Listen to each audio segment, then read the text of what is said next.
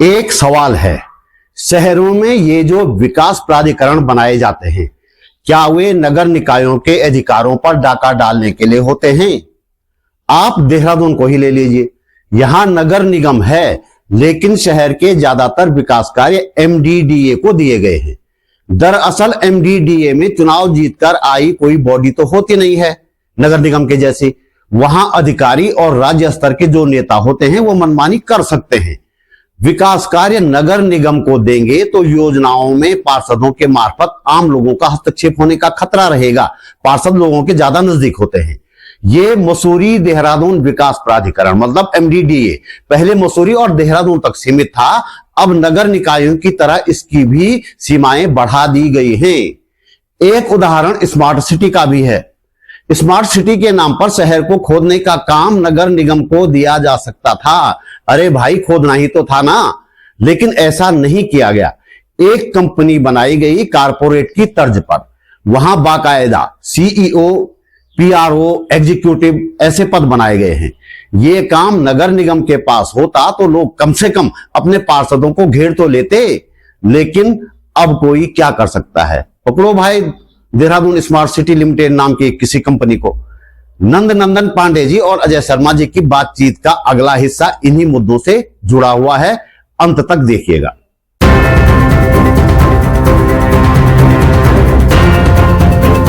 नमस्कार, बात बोलेगी चैनल पर आपका स्वागत। मेरा नाम है त्रिलोचन भट्ट और मैं करता हूं जन सरोकारों की बात। मैं सीधे आपको ले चलता हूं नंद नंदन पांडे जी और अजय जोशी जी की बातचीत में। क्योंकि जब 20-20 लाख रुपया उन्होंने मांगा तो उन्होंने मना कर दिया ना, कि उन्होंने कहा इतना पैसा दे सकने की स्थिति में नहीं है। तो वित्त की तो बिल्कुल कमी है, लेकिन उससे पहले नियोजन का काम उनको मिले, ये इंपॉर्टेंट है।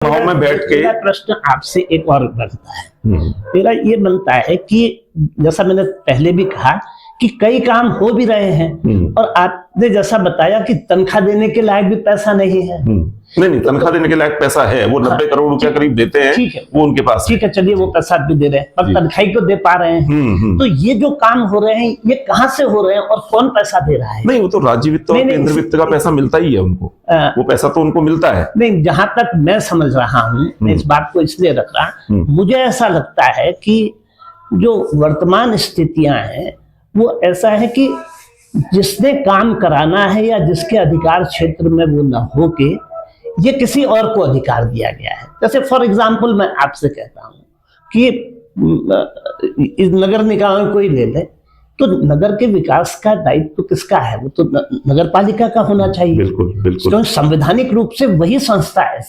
अगर किसी और को आप ये चीजें दे रहे हैं और उसको कर लेने का भी अधिकार दे रहे हैं या उससे वो चीजें हो रही हैं, तो इसका मतलब कोई जो अधिकृत नहीं है संवैधानिक रूप से, उससे आप करा रहे हैं। मेरा इशारा है जैसे एमडीडीए समझ रहा हूं जी। तो जितनी भी चीजें हो रही हैं वो जहां तक मैं समझ रहा हूं कि नगर पालिका उसमें करने में कुछ ज्यादा वो नहीं है।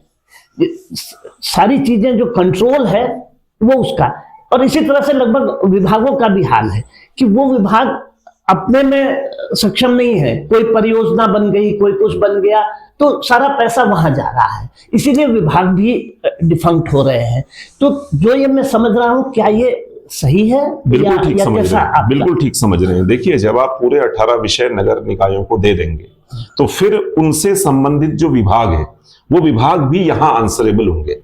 वो इनकी बैठक में आएंगे, यहाँ उनको बताना पड़ेगा कि कैसे होगा, क्या होगा, वो क्या कर रहे हैं, क्या नहीं कर रहे हैं। अभी आपने क्योंकि पूरे 18 विषय दे ही नहीं रखे, तो फिर उससे संबंधित जो विभाग है वो भी यहाँ आंसरेबल नहीं है, तो वो अपनी स्वतंत्रता में अपने तरीके से काम कर रहे हैं। तो हमारा जो लोकल गवर्नमेंट का जो कॉन्सेप्ट है कि भाई लोकल गवर्नमेंट मतलब स्थानीय लोगों को अपना शासन चलाने में उनकी भागीदारी, फिर वो हो ही नहीं पा रही है। तो इसलिए ये विषय भी देना इनको जरूरी है कि पूरे 18 विषय ट्रांसफर किए जाएं और फंक्शनरीज की संख्या बढ़ाई जाए, वो बहुत जरूरी है। और तब तीसरा फिर ये सबसे ज्यादा जरूरी है कि जब नियोजन का अधिकार लोगों को मिलेगा तो तब उसके मतलब फंड की बात तो ऐसे ही है ना कि देखिए, मैं अपने वार्ड का अगर पार्षद हूं, मैं अपने वार्ड में मोहल्ला सभा का आयोजन करता हूं और हमारे मोहल्ला सभा में तय होता है कि हमारी ये वार्षिक योजना होगी, हमको ये काम अपने वहां करवाने हैं और ये हम करवाएंगे। और ये प्रस्ताव मैं नगर निगम को भेजता हूं। ऐसे 100 वार्ड जो हैं, जो 100 पार्षद हैं, वो अपने अपने वार्ड के प्रस्ताव लेके वहां पर आते हैं और उन प्रस्तावों पे फिर नगर निगम की बैठक में चर्चा होती है कि हाँ, इसमें से कौन सा काम पहले साल किया जाएगा, कौन सा दूसरे साल होगा, कौन सा तीसरे साल होगा। तो उसके अनुसार हमको पता लगेगा कि हमको कितने वित्त की जरूरत है। लेकिन ये प्रक्रिया ही नहीं हो रही है, जो बेसिक प्रक्रिया है, जो मतलब लोकतंत्र को जो बात मजबूत करती है कि लोग बैठ के अपने मोहल्ला सभाओं में तय करें। जैसे हम ग्राम सभाओं में थोड़ा बहुत देखते हैं, वो नगर निगम, तो यहां भी वही होना चाहिए कि लोग अपने मोहल्ला सभाओं में तय करें कि वो अपने क्षेत्र में क्या चाहते हैं, क्या विकास के काम करना चाहते हैं, तब उसका फिर बजट बने, तब उस पर बात हो कि हाँ, इसके लिए इतने धन की जरूरत होगी। अभी तो क्या है कि वो काम उनको दईन रखा है, तो वो अलग अलग विभाग अपने अपने हिसाब से, अपने अपने तरीके से उस काम को कर लेते हैं। तो ये एक बड़ी इसमें, जब आप बात कर रहे हैं तो आपने 2 शब्दों का मतलब, एक तो बहुत बार आपने कहा ग्राम सभा की बात आपने कही, और आपने अभी मोहल्ला सभा भी कहा। तो एक्चुअली अगर देखा जाए तो जो नगर निगम है वो एक तरह से जैसे ब्लॉक का होता है, तो वो ब्लॉक के जैसा वो है, और उसके कुछ मेंबर्स हैं केवल। यहाँ पर कोई सभा जैसी चीज है ही नहीं, मोहल्ला सभा तो कहीं है ही नहीं। और जब तक कोई एक ग्रुप नहीं बैठेगा किसी काम को, तो फिर वो यूनिलेटरली होगा। चाहे ग्राम प्रधान भी होता है, पर वहां एक ग्राम सभा भी होती है, चाहे वो फर्जी दिखाता हो या कुछ करता हो, वो उसके कार्य प्रणाली की वो है, परंतु एक ग्राम सभा होती है, ग्राम पंचायत होती है, उसके कुछ मेंबर्स होते हैं, तो एक कहीं पर लोगों की प्रतिनिधित्व होता है। यहाँ मोहल्ला सभा है ही नहीं, तो वो जो योजना भी जो बनेगी, तो वो तो अपने मर्जी से जो चाहेगा वो करेगा, किसी दूसरे की तो सुननी नहीं उसने। तो जो ये वार्ड मेंबर जो है वो वही इस पूरी बॉडी में है। क्या ये एक त्रुटिपूर्ण तरीका नहीं है? हाँ। मतलब मोहल्ला सभा भी, उसके भी मतलब वार्ड के भी बहुत से हिस्से होते हैं, हर हिस्से से, जैसे गांव का होता है तो गांव की सभा होती है, तो उसके जो पंचायत भी बनती है तो अलग अलग उसके भी वार्ड होते हैं, उसका एक मेंबर होता है, तब वो ग्राम पंचायत होती है, और तब फिर ग्राम प्रधान उसको करता है। अब कितना वो करता है कितना नहीं करता वो तो एक अलग चीज है, परंतु एक सिस्टम तो है। पर यहाँ तो सिस्टम भी नहीं है, ऐसा मुझे लगता है। हाँ, तो इस पर बारे में हाँ, हमारे राज्य में तो हम देख रहे हैं कि मोहल्ला सभाओं जैसा कोई कॉन्सेप्ट कुछ होता नहीं है। मतलब कभी ऐसा तो हुआ ही नहीं कि मोहल्ला सभा की बैठकें हो रही हों, उन बैठकों में प्रस्ताव निकल के आ रहे हों और वहां लोग तय कर रहे हों कि हम क्या करना चाहते हैं, और फिर वो प्रस्ताव एक जगह कंसोलिडेट हो रहे हो, जो कम से कम 3 टियर सिस्टम में, जो कम से कम कागजों में तो होता है। मतलब जो 20 लाख रुपए की मांग भी आई ना, हाँ, तो वो तो एक व्यक्ति की अपनी, हाँ, वो तो पार्षद की मांग है, पार्षद की मांग है, जनता की मांग नहीं है, की मांग नहीं है। हाँ, ये मैं कह रहा था। इसलिए हमको ये भी पता नहीं है कि हमको वास्तव में फंड कितना चाहिए, क्योंकि वो तो उसके अपनी उतनी समझ थी, सब लोगों ने एक समझ बनाई हुई 20-20 लाख रुपए मांग लेते हैं, वो तो कोई मतलब नहीं है उस बात का। तो मोहल्ला सभाओं का तो देखिए, लोकतंत्र को जो हम जमीन पे उतारने की बात करते हैं, वो तो तभी होगा जब मोहल्ला सभाएं बैठे और वो तय करें। अभी एक चीज और भी है, जैसे ग्राम पंचायत में समितियां होती हैं, स्वास्थ्य समिति है, शिक्षा समिति है, जल प्रबंधन समिति है, वैसे इसमें भी समितियों का प्रावधान है जो 3 लाख की जनसंख्या से ऊपर वाले, जो जैसे देहरादून का नगर निगम है, लेकिन कैग की रिपोर्ट कहती है कोई समिति नहीं बनी यहाँ, तो ऐसा कुछ हुआ नहीं।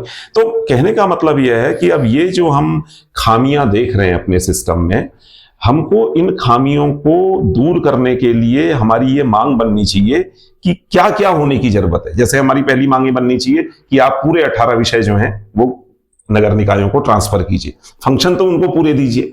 फिर हमारी मांग होनी चाहिए कि आप वहां फंक्शनरीज ये आप जैसे हमारे ऐसे कुछ लोग हैं जो थोड़ा समझ रहे, वो तो कर रहे हैं। यहाँ तो हालत ये है कि अगर मेंबर से भी पूछो कि 18 विषय क्या है और तुम क्या कर रहे हो, तो उनको ही उसकी जानकारी नहीं। इसमें भी कैग ने एक बड़ी महत्वपूर्ण बात कही है। उन्होंने कहा है कि प्रशिक्षण की कोई व्यवस्था नहीं हो रही है ठीक से। एक कोई नगर निकाय कैसे काम करें, जैसे हम लोग केरल में जाते हैं ना, वहां किला है, Kerala institute of local administration, उन्होंने पूरा एक इंस्टीट्यूट बनाया है जहां वो लोग पूरा शोध करते हैं और फिर प्रशिक्षित करते हैं, ट्रेनिंग देते हैं लोकल एडमिनिस्ट्रेशन में, लोकल बॉडीज जो है, चाहे वो गांव की हो चाहे शहर की हो। हमारे वहां ग्राम वाली व्यवस्था में जो रूरल लोकल बॉडीज हैं उनके लिए कुछ SIRD बना हुआ है, state institute of rural development, या कुछ व्यवस्थाएं हैं, लेकिन शहरी निकायों के लिए इसकी क्या व्यवस्था है? तो उनको प्रशिक्षण देना पड़ेगा, उनको प्रशिक्षित। देखिए, लोग तो जनता के बीच से ही आएंगे, तो अगर जानकारी लोगों को नहीं है तो ठीक है, उनको प्रशिक्षित किया जाएगा और होना ही चाहिए। तो उसके लिए ट्रेनिंग नीड असेसमेंट होना चाहिए कि हमारे जो, जैसे अब चुनाव हो रहा है, कायदे की बात यह है कि इस चुनाव के तुरंत बाद इनका ट्रेनिंग नीड असेसमेंट हो कि जो प्रतिनिधि चुन के आए हैं इनको किस तरह के प्रशिक्षणों की जरूरत है। ये काम थोड़ा बहुत हमारे वहां पिछले दिनों एटीआई में ग्राम पंचायत, ये जो 3 टियर सिस्टम हमारा पंचायती राज का है, उनके लिए किया, सीपीपीजीजी ने किया, centre for public policy and good governance ने, कि उन्होंने उनकी ट्रेनिंग की जरूरतों को पहचाना कि किस तरह की है। तो मुझे लगता है कि ऐसा इनके लिए भी होगा, शहरी निकायों के लिए भी होगा, और जरूर होना चाहिए। तो प्रशिक्षण जो है ना, वो एक बड़ा काम है, वो होना चाहिए इनका, तो ताकि ये प्रशिक्षित होकर आपका कहना ये है कि एक तो मोहल्ला सभा जरूर होनी चाहिए जी, और फिर ये मोहल्ला सभा के मेंबर्स और जो वार्ड मेंबर्स हैं इनका प्रशिक्षण भी होना चाहिए, इन्हें पता होना चाहिए कि हमारे क्या अधिकार है, क्या वो है। और जो ये सेंट्रलाइज सिस्टम है इसको ब्रेकअप करने के लिए ही 25 साल पहले ये व्यवस्था आई थी। जी। परंतु आप क्या पाते हैं कि इस 25 साल गुजर जाने के बाद भी जो तंत्र है वो लोग के हाथ में न जाके केंद्रीकृत होते जा रहा है। ऐसा क्यों हो रहा है? मतलब कैग ने भी अपनी रिपोर्ट में कहा है कि वो फलीभूत हुआ ही नहीं, मतलब वो उनकी रिपोर्ट भी है कि और सरकार को दी है उन्होंने अपनी ये रिपोर्ट, वो फलीभूत नहीं हुआ है। तो इसके पीछे थोड़ा मंशा की कमी है, मंशा, नियत, ये सब बनानी पड़ेगी, और जन संगठनों की तरफ से जो प्रेशर ग्रुप्स हैं उनकी तरफ से ये प्रेशर जाना चाहिए सरकार के ऊपर कि वो इस तरह से करे, मतलब जो हम चीजें। अब देखिए ना, एक बात है, जैसे हमने अपने वहां जो पंचायती राज है उसमें 50% पद महिलाओं के लिए आरक्षित किए, मतलब कानून तो 33% की बात कहता है, लेकिन हम यहां नहीं कर पाए, अर्बन बॉडीज में नहीं कर पाए। अर्बन बॉडीज में भी 33% न्यूनतम है, तो यहाँ वही 34-36%। इस बार भी जो अभी हुआ है उसमें मुझे लगता है शायद 11 नगर निगम यहाँ हैं, उसमें से 4 नगर निगम जो है वो महिलाओं के, तो 50% हम नहीं कर पाए, नगर पालिकाओं में भी नहीं कर पाए, नगर पंचायतों में भी नहीं कर पाए। तो अभी महिलाओं के लिए भी पद आरक्षित, तो काफी कुछ किया जाना है शहरी निकायों में, अभी बहुत कुछ किया जाना है, और ये करना चाहिए, और इसके लिए प्रेशर बनाना चाहिए। इसके लिए जो नए प्रतिनिधि चुन के आ रहे हैं उनको भी ये बात उठानी चाहिए, क्योंकि देखिए लोकतंत्र में तो सरकार तब सुनेगी जब जन से आवाज जाएगी, जब लोग इसके लिए आवाज करेंगे, और उसके लिए लोगों को प्रशिक्षित किया जाना।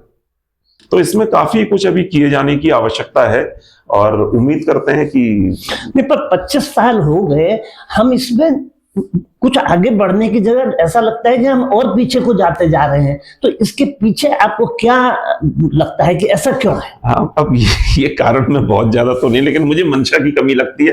एक तो देखिए जनता के स्तर पे ये चेतना, अच्छा, मुझे एक चीज समझ में आती है कि जो टेक्नोलॉजी है इसने, क्योंकि ये बड़े लोगों के हाथ में है, बड़े पूंजीपतियों के हाथ में, बड़े राजनेताओं के हाथ में, मतलब जो संपन्न और समृद्ध वर्ग है तो वो इसको सबसे ज्यादा यूज कर सकता है। आज देखिए बड़ी बड़ी पार्टियों के पास उनके सेल हैं, आईटी सेल हैं, वो अपना प्रचार करते हैं सारी कुछ। तो ये जो टेक्नोलॉजी ने कहीं पर केंद्रीकरण को बढ़ाया है ऐसा लगता है।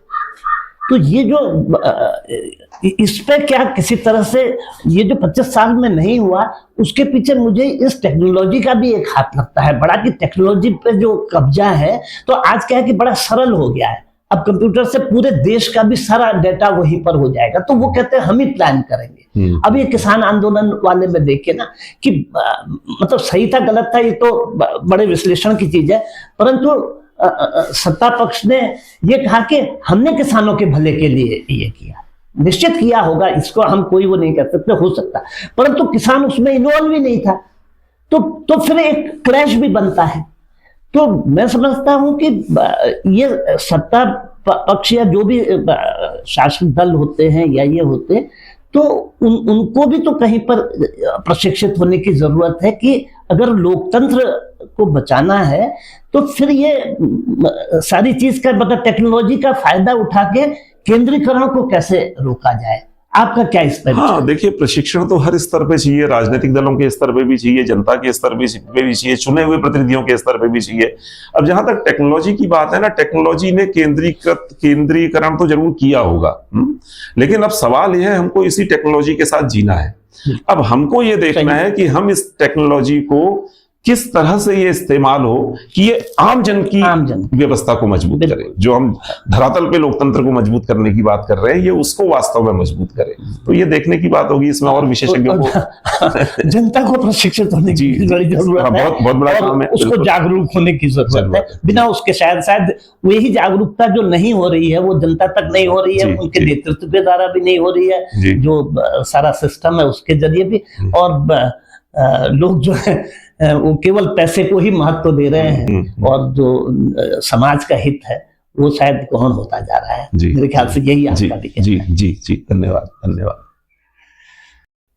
तो दोस्तों इस वीडियो में इतना ही।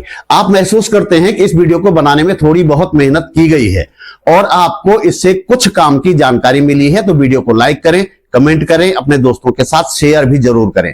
हमारे पास इनकम का कोई जरिया नहीं है, इसलिए यदि आप समर्थ हैं और चाहते हैं कि यह चैनल चलना चाहिए तो अपनी जेब खर्च में से एक छोटी सी राशि निकालकर आर्थिक सहयोग अवश्य करें।